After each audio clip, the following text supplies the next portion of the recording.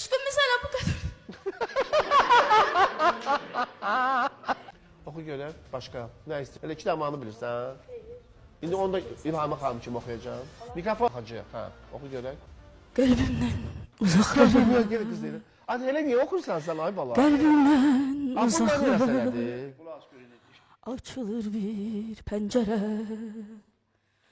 Ayrılıqdan o yana dünya olurmu görəm gözlərimin önündə. Eşkimiz pərən-pərən, inandım ayrılığa, inandım ayrılığa, inandım ayrılığa. Eşkimiz hala bu kadar.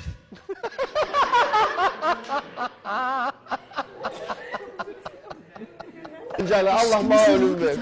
Niyə gülürsən? Ay bala, niyə? Sizin yok.